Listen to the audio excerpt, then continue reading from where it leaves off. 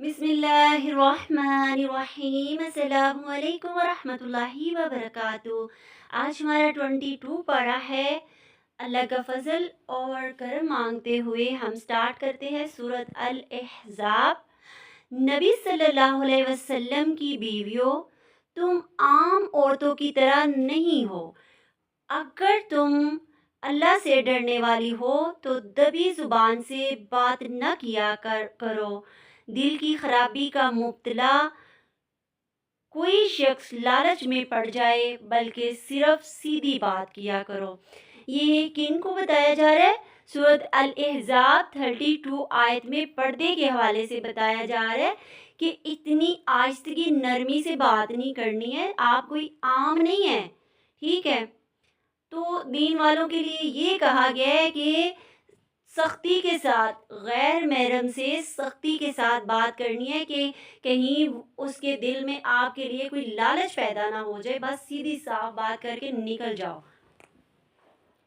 اور پھر اپنے گھروں میں ٹک کر رہو اور سابقہ دور جہالت کی سجدت نہ دکھاتی پھرو، نماز قائم کرو، زکوٰۃ ادا کرو۔ یہاں پہ دیکھیں یہ پردے کا حکم ہے، اللہ تعالیٰ فرما رہے اپنے گھروں میں رہو، ٹھیک ہے؟ جہالت کی دور کی طرح نا سج بن کے باہر نہ نکلو، لوگ میڈیا کو خراب نہ کرو، لوگوں کو خراب نہ کرو، سیفٹی کرو، وقار اور سنجیدگی سے رہو۔ گھریلو زندگی کا توازن اسی میں ہے۔ نماز قائم کرو، زکوٰۃ عطا کرو، اطاعت رسول، اطاعت اللہ اور اطاعت رسول کی اہمیت حاصل کرو۔ ایوی بازاروں میں اور پارکوں میں نہ جاتی پھرو، ہنسی کھیل کے لیے محفلیں نہ سجاتی پھرو۔ مسلمان مردوں سے بھی مطالبہ ہے۔ کیا مطالبہ ہے؟ گھروں کو ایمان، ادب اور حکمت کا مرکز بناؤ۔ مردوں کا کیا کہا گیا ہے کہ وہ ایمان والا گھر بنائے، ادب و آداب حکمت سے وہ ہونا چاہیے، وہ رولز بنائے، کیونکہ مرد کو ایک درجہ زیادہ دیا گیا نا، تو مرد روٹین بنا سکتا ہے گھر کی۔ حکمت فتنے سے حفاظت، غیر ضروری جذبات، کاسد باب عورت کا بلند وقار۔ گفتگو کے آداب: بات ضرورت کے مطابق بس کریں، زیادہ نہیں۔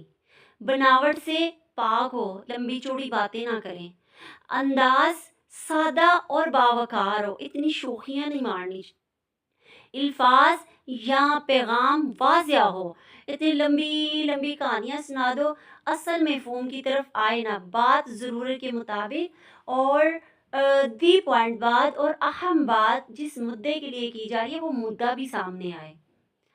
اور پھر سورۃ الاحزاب 33 آیت: گھروں میں رہنا قید نہیں، وقار ہے۔ گھر عورت کی ترجیح ہے، نمائش ناپسندیدہ ہے۔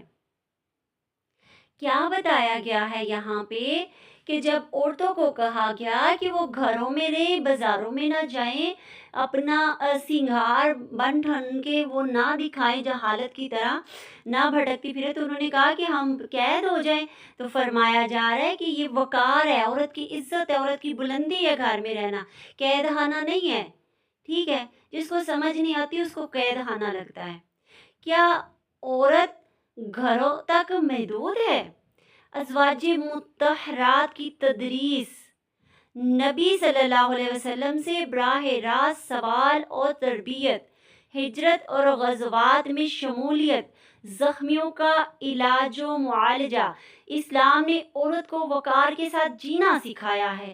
صحابیات علم میں فعال میں، یعنی سیکھتی بھی تھی اور کام بھی کرتی تھی، گھروں تک محدود نہیں تھی، وہ سوال بھی کرتی تھی، علم بھی حاصل کرتی تھی، اور جنگوں میں بھی جاتی تھی، اور زخمیوں کا علاج بھی کرتی تھی۔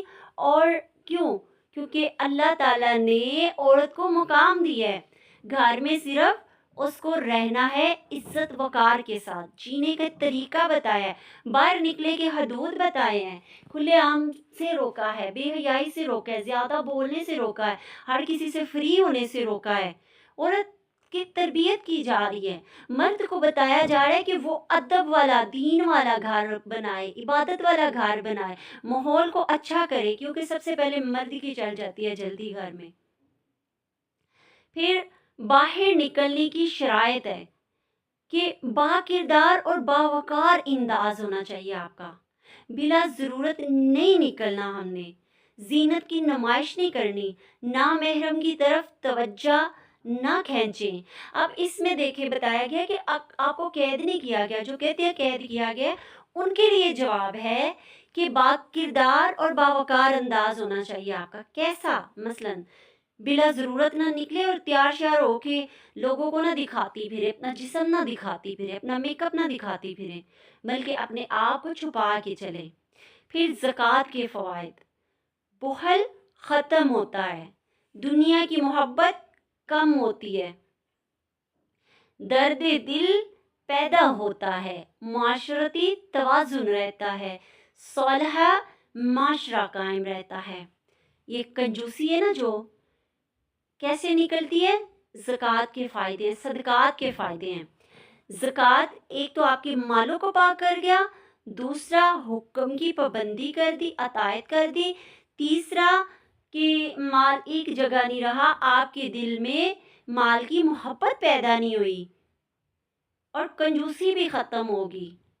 صالحہ معاشرے کے اصول، 10 بنیادی صفات، سیرت کی تعمیر اور فرد کی تربیت ضروری۔ سورۃ الاحزاب میں 35 میں یہ 4 میسیجز ہیں کہ سیرت کی تعمیر یعنی سیرت نبی صلی اللہ علیہ وسلم پر چلنے کے طریقے اور ایک ایک فرد کی تربیت کیسے ضروری ہے۔ اور بنیادی عناصر یعنی جیسے بنیاد کون سی ہے ہماری؟ اسلام۔ اسلام مکمل اطاعت، تابعہ، خواہشات، بنیادی شناخت کس سے ہوتی ہے؟ اسلام سے، کہ مسلم ہے۔ پھر ایمان، پختہ یقین، شعوری ایمان، مضبوط معاشرہ۔ ہمارا پختہ یقین ہوگا اور ہمیں ایمان کا پتہ ہوگا کہ وہ کیا ہے، اور پھر اس سے کیا ہوگا؟ مضبوط معاشرہ بنے گا۔ اطاعت و فرما برداری، احکام پر عمل کرنا، نظم و ضبط، دوڑ دھڑم نہیں لگانا، شور شرابہ نہیں کرنا، ٹھیک ہے؟ تو کیا کرنا ہے؟ نظم و ضبط، قول و فعل، نیت، جھوٹ، دین سے کیا؟ دوری، سچائی اس کو کہتے ہیں، صبر، ثابت قدمی، پھر خشوع اور عاجزی، اللہ کے سامنے جھکا ہوا دل، تکبر اور انا سے پاک، انفاق یعنی اللہ کی راہ میں خرچ کرنا، اللہ کے بندوں کو کھلانا، اللہ کے بندوں کی مشکلات کم کرنا۔ روزہ، روزہ کیا ہے؟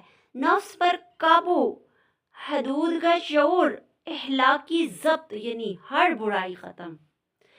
عفت و پاک دامنی، نکاح میں پاکیزگی، بے راہ روی سے بچاؤ، خاندان مضبوط، کثرت سے ذکر الہی کے فائدے، روح کی زندگی، روح کی غذا جیسے کہتے ہیں نا، روح کی زندگی کیا ہے؟ اللہ تعالیٰ کا ذکر اور نبی صلی اللہ علیہ وسلم پہ درود۔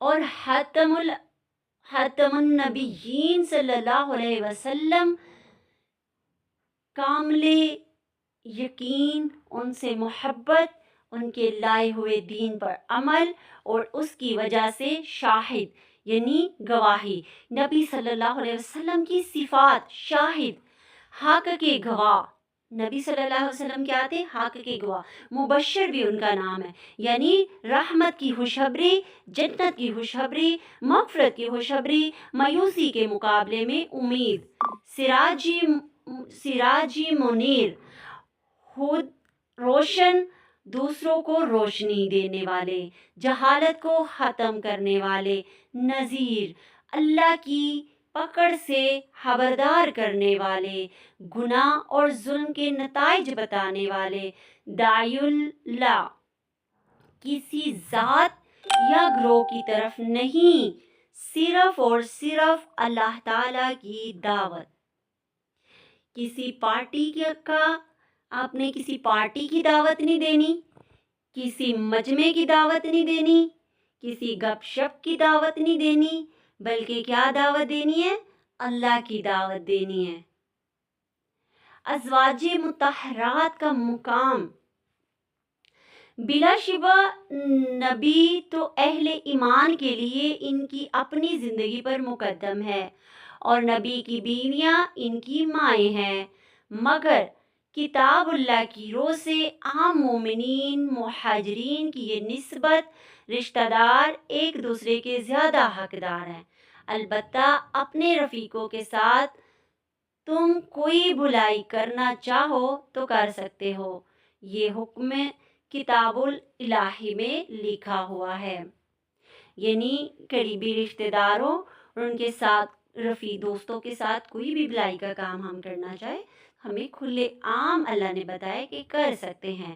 اے نبی صلی اللہ علیہ وسلم، ہم نے آپ کے لیے حلال کر دی آپ کی بیویاں جن کے مہر آپ نے ادا کیے، اور وہ عورتیں جو اللہ کی عطا کردہ لونڈیوں میں سے آپ کی ملکیت میں آئی۔ اللہ تعالیٰ یہاں پہ حلال اور حرام یعنی یہاں یہ بھی پردے کی آیات ہیں۔ اور پھر قبائلی تعلقات مضبوط کرنا کیسے؟ کثرت نکاح کا مقصد کیا ہے؟ زیادہ نکاح کروانے کا مقصد کیا ہے؟ بیواؤں کی کفالت ہو، ٹھیک ہے، اور معاشرتی اصلاح ہو، تربیت کا ذریعہ ہو، خواتین کی دینی تعلیم ہو۔ اب دیکھیں اس کے اندر کیا آگے نکاح کا مقصد کیا ہے کہ وہ سیکھے اور آگے تربیت کرے، معاشرہ درست کرے۔ درود کی اہمیت۔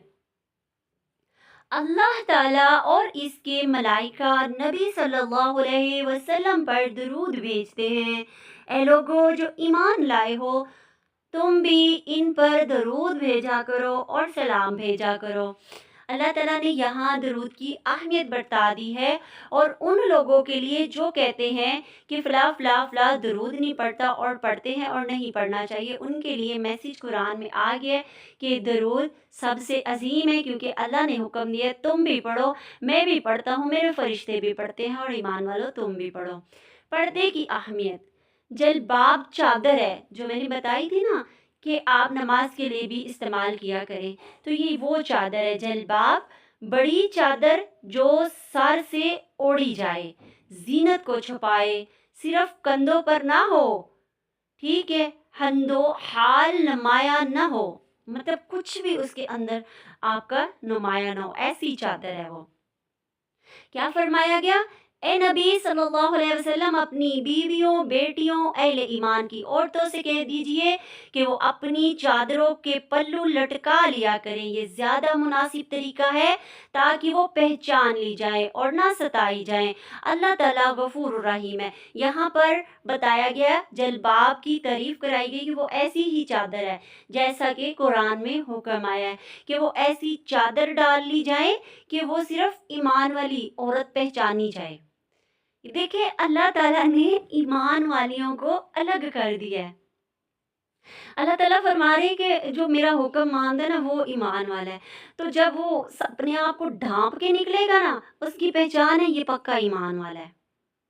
سیدھی بات، اے ایمان لانے والو اللہ سے ڈرو اور ٹھیک بات کیا کرو، ادھر ادھر لگاو جھکلا کے نہ سکھایا کرو، ایویں اپنی واہ واہ کرانے کے لیے نہ باتیں کیا کرو، کیونکہ اس کو تو تم سنا لو گے تو اللہ کا کیا کرو گے؟ اور تمہارے اعمال درست کر دے ایسی بات کیا کرو، تمہارے قصوروں سے درگزر فرما دے ایسی بات کیا کرو۔ جو شخص اللہ تعالیٰ اور اس کے رسول صلی اللہ علیہ وسلم کی اطاعت کرے، اس سے بڑی کامیابی حاصل کی۔ اس نے کیا کر لی؟ اس نے بہت بڑی کامیابی حاصل کر لی۔ سورۃ الاحزاب 70 اور 71 آیت۔ اور قوم سبا کا ذکر، خوشحال قوم تھی، محفوظ منظم گھر تھا، نعمتوں سے مالا مال تھا، باغ، پانی کی فراہمی، محفوظ سفر۔ اللہ تعالیٰ جس کو چاہتا ہے عزتیں دیتا ہے۔ کیا؟ جس کو چاہتا ہے عزتیں دیتا ہے، جس سے چاہتا ہے چھین لیتا ہے۔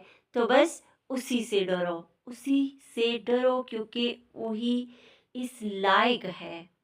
اللہ کا مطالبہ صرف شکر کیا ہے؟ نعمت کو اللہ کی طرف منسوب کرنا، عاجزی اختیار کرنا۔